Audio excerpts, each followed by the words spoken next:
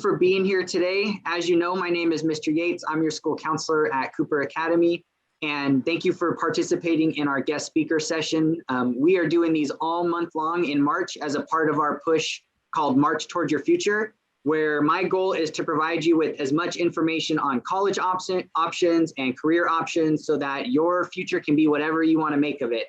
We have a really amazing guest speaker here with us today. His name is Nick. I'm not going to try to pronounce the last name again. I know you told me. And he works for That Game Company. He is a video game designer. And I know you guys don't want to listen to me talk, so I'm going to go ahead and stop that, and I'm going to turn it over to Nick. Nick, thanks for being here today. Yeah, thanks for having me. I'm excited to be here. I hope I can, be of help or inspire some people. And, if you guys have any questions, go ahead, interrupt me. If you need to ask me something, I'm more than happy to do that. I'm not like a very you gotta wait till I'm done kind of person. I'm gonna go ahead and screen share. There we go. So I figured I would start with something a little bit about myself. And these are my pets. So I have a gecko named Pickle, and I have a cat named George. I just thought these were awesome. I just thought these were awesome pictures, so I included them there. How did I become a game designer? And I'm a game designer specifically. So a game developer can mean somebody who's a game designer. It can mean somebody who's an engineer. It can mean basically anybody who's working on the game. So there's a bunch of different ways you can become a game developer, but I'm a game designer personally.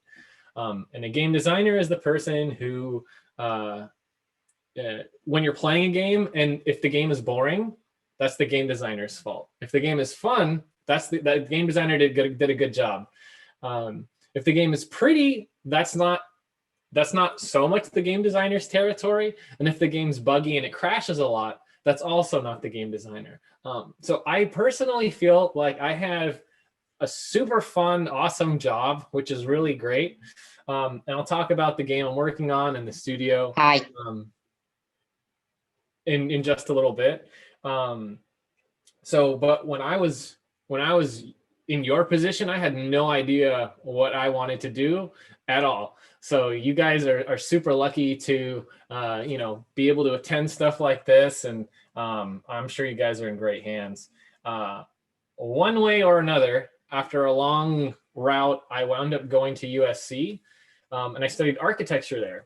And that's what I was going to be. I was like, I'm just going to do architecture. I'm not going to do, game design and game development. Where's my architecture slide? Somewhere in here. There it is. So I spent like 5 years doing, making drawings and that sort of thing. And I don't know if you've had an architect come and talk about architecture yet, but that's also a super fun career. You can spend your time designing the structures that people live in, that people work in, that people play in. So it was super fun and I enjoyed it. But then eventually when I left, I thought, I want to actually do something a little bit more. And I was like, what means a lot to me? What are the most powerful experiences that I've had as a person? And I've played games my whole life, since I was a little kid all the way till now. It was like the primary thing that got me hyped. I would come back home from school and I would play games, and I don't regret it at all. I've had a great time doing that. So I knew I wanted to do that, and architecture wasn't the way to do it at the time. So I decided to go back to school, and I went back to school and I told myself I was going to try to focus on games. Didn't really know what that was, and I still don't really know what it means to go back to school and focus on games, because I didn't go to a games school.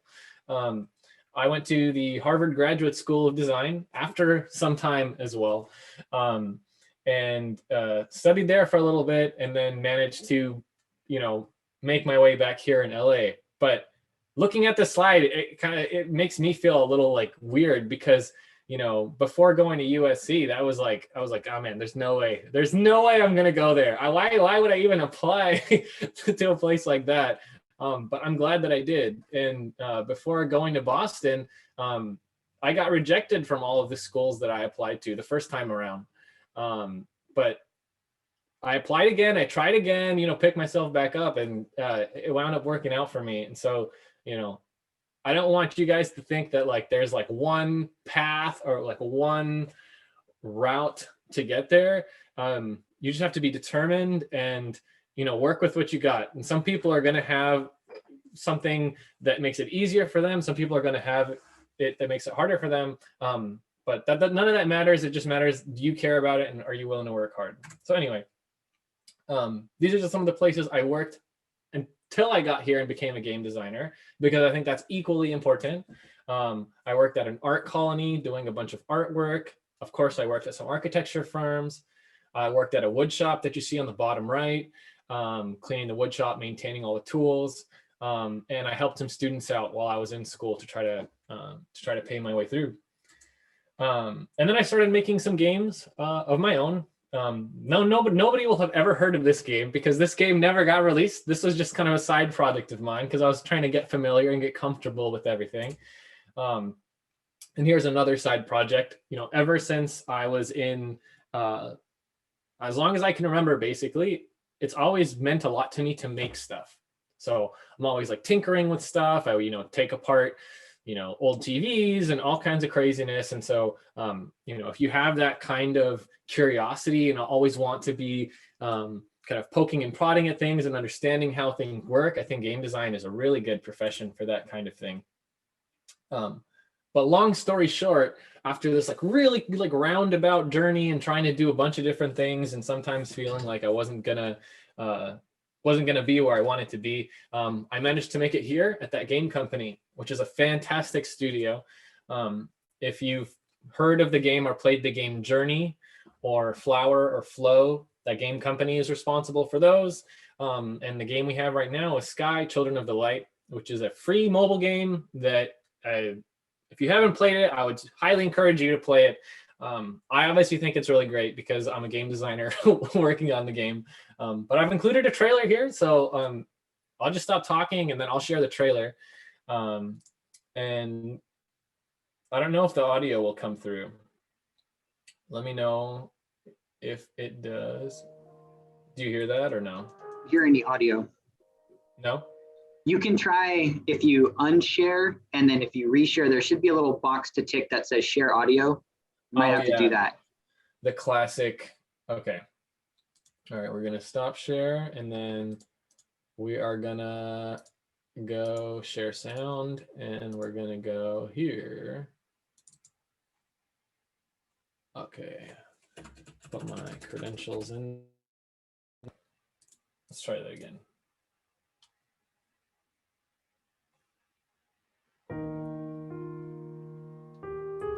There we go. You got sound. Yep. It's pretty low. I don't know if you can turn up your volume on your end.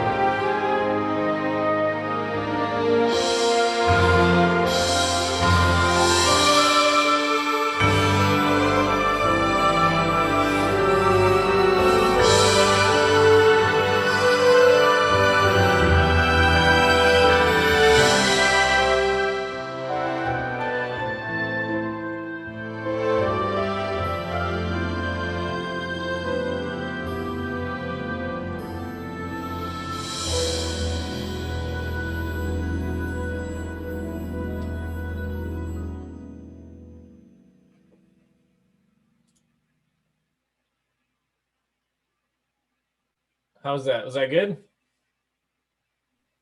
Yep, that was awesome. We could hear the whole thing. Hear anything, so I'm going to stop share and then reshare. Okay, we could hear. We got your audio on that one, so we could hear Okay. the whole trailer. So that's Sky, Children of the Light. And you can find it on the App Store if you have iOS, or the Google Play Store if you've got Google Play.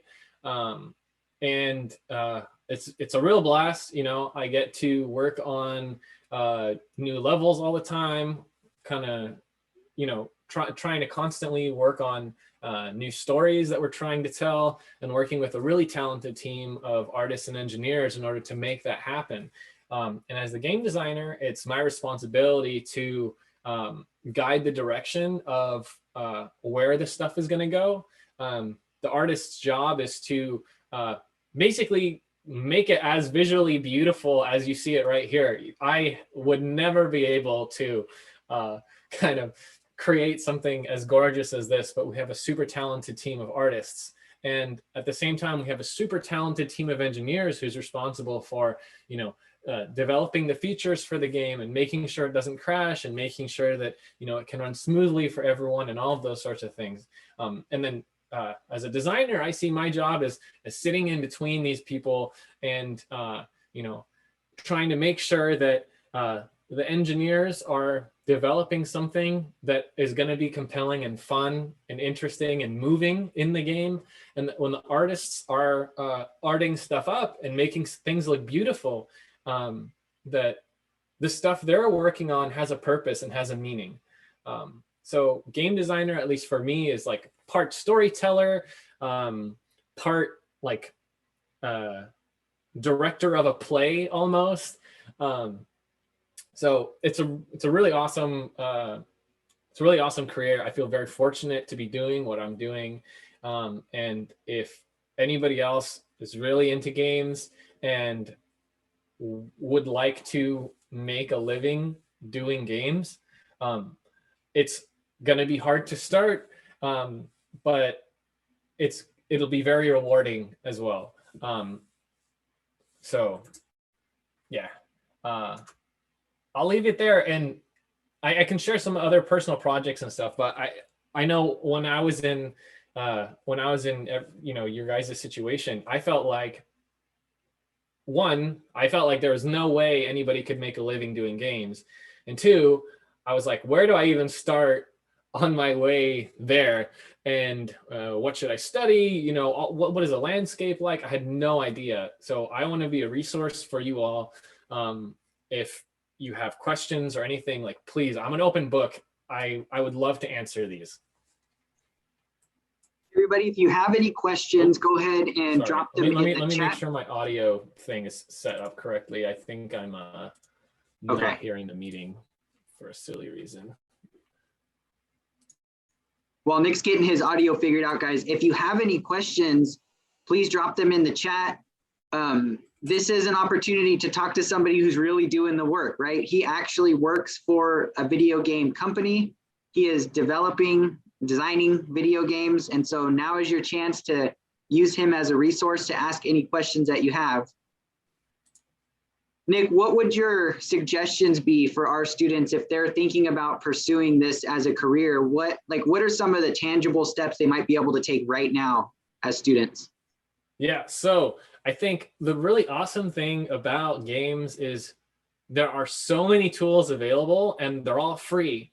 So if you're curious about games, download Unity, download Blender, and start watching YouTube tutorials and start teaching yourself. You're going to be really bad at it. It's going to feel like, why can't I do what these studios are doing? You know, like, oh, why do I? And I always felt that way. But I'm telling you right now, I'm working my company right now.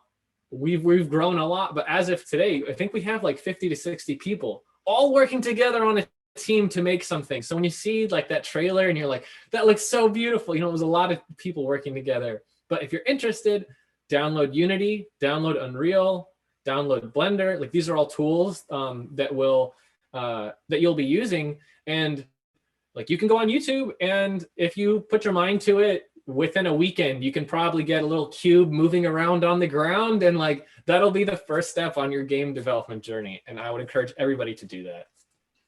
Nick, if we talk about the game that you just showed us, can you give us an idea of like how long something like that kind of takes to create?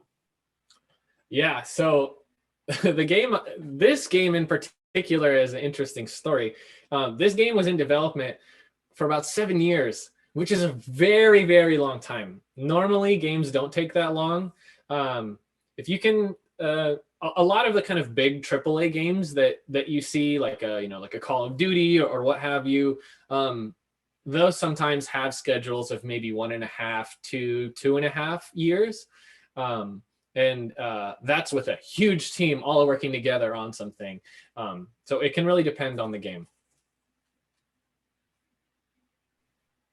That's awesome. Yeah. Can you just kind of give some of the names of the games you've either created or been a part of? Students are curious about that. So Sky Children of the Light, I've been on this game in this studio for about a year. And prior to this, I'm still screen sharing, so that's good. I worked on an independent game. You don't have to worry about the sound right now, so I'll just let it go. This was a game that I developed and released completely by myself. This is on Steam right now, so if you look up Nebula Within on Steam, you'll get this. And this was a twin stick shooter about exploring your emotions and finding self-acceptance and working through the kind of self-doubts and insecurities and that sort of thing.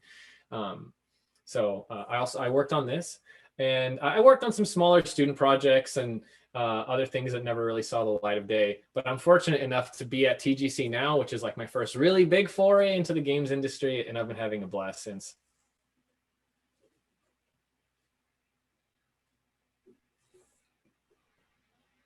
They want to know how many views that you got or how many people have played it. Okay, so this game, because it's in the context of this classroom, I look like I'm super fancy and all these sorts of things, but the reality is I'm really not. I'm just a random person. That game that I just showed you, I think I have like about 150 people who have played that. But this game that I've been working on and we'll be releasing a season soon, we have 100 million players, and we are creating experiences for a huge population of people.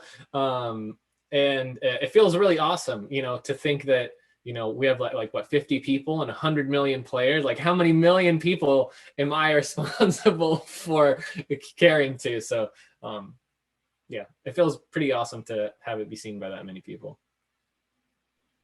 Man, that's awesome. So, I mean, I think, and students can probably talk to this too, but I think especially teachers kind of just are like, oh, video games, really, that's what you're going to do with your life?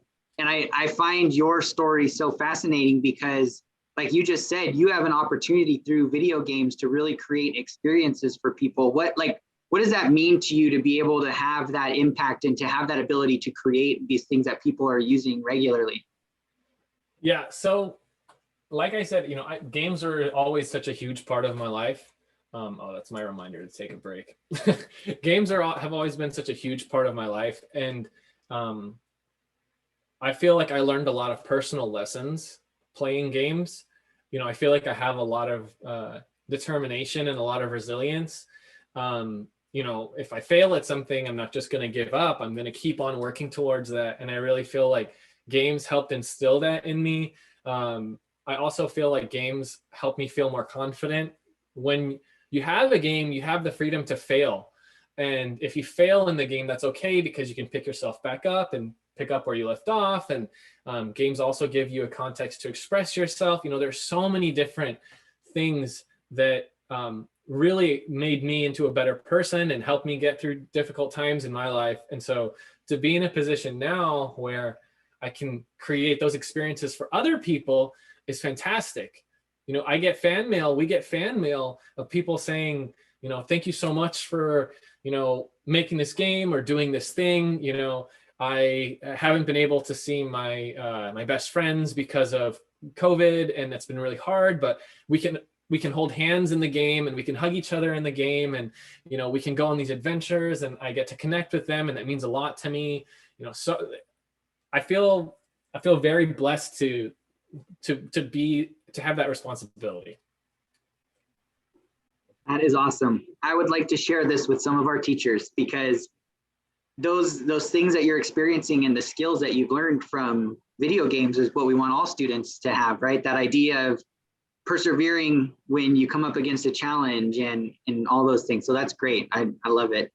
One of our other questions was, what kind of roles are there in video game development?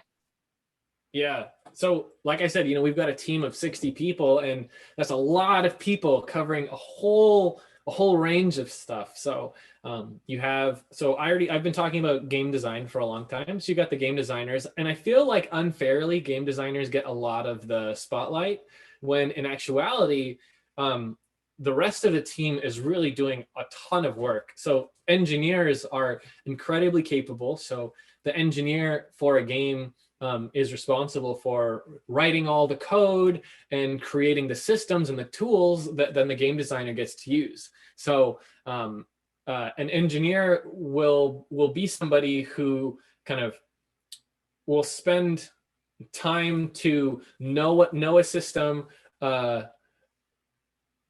do research, and then develop it and implement it, writing a bunch of code and then owning that system, and then taking whatever tools come out of that system and deliver it to a game designer. And so if you like problem solving, critical thinking skills, and you don't have to like math to be an engineer, but it does help to have some bit of that. I just don't want to discourage anybody from getting into computer science, because that's not a requirement. But so the engineers are working really hard, and they work on a lot of really cool problems. You have artists. So an artist in a game development studio, like I said, we've got concept artists. One of our great concept artists, Ashley, made this drawing over here. And the concept art is useful for game designers and engineers and the other artists to know, what is it that we're actually trying to shoot for? What are we trying to achieve with all of this stuff? You have 3D artists. So a 3D artist, instead of painting like a concept artist, is actually modeling the stuff out and placing it in the world. So, if you like, when I was a kid, I used to have model kits where I would, assemble a plane, and then I would paint it and put stickers on it and that sort of thing. If you like that, or if you just like, the art side of things, but more three-dimensional, being a 3D modeler is also a really cool career. We have animators. So, this image doesn't mean anything unless these spirits here feel like they have life. And animators are really like actors who you never see their face, because the animator is responsible for all of the kind of like minute movements that these characters make. And when you talk to an animator, you can tell that they have such an eye and a attentiveness to how people posture themselves and that sort of thing. So if you fancy yourself a little bit like an actor, or you like watching TV and seeing how people perform, then animation might be something. We also have QA people. QA people are responsible for testing the game and making sure it's not going to break. So if you're like that person who plays games, like, yes, I found a bug, like, let me show you guys like how this game is broken. Then you'd be a great QA person. Producers who are responsible for organizing the team and making sure everybody's getting up to speed. So if you're the kind of person who likes to rally your friends around something and give them directions and check back in with them later and like to spearhead that, you can be a producer. So many different roles that you can have in game dev. Well, that was awesome. I really appreciate you taking the time out of your schedule to come in and talk with us. And I know I learned a ton about video games and video game development, so I really appreciate it. I don't see any other questions in the chat. So if you do have one last question, go ahead and drop it now. Students, if you haven't done so yet, please put your first and last name in the chat also, so I can make sure you get involved in the raffle. And then let's go down to our reactions, and we'll give our guest speaker today, Nick, a big virtual round of applause for being here and teaching us all about video game development. Thanks a bunch, guys. I really appreciate it. And even if it's not games, I really want you all to pursue something that really makes you excited and psyched, because if you're passionate about it, you will find a way to make that thing awesome. So Nick, if students would like to reach out to you or get a hold of you, is there a way they might be able to do that? Yeah, the email that you were emailing me at, that's totally fine. Okay, perfect. So yeah, if you guys are interested in that, reach out to me on Teams and I will get you Nick's contact information. Thank you again for being here. We really appreciate it. Yeah, of course. Thanks for having me.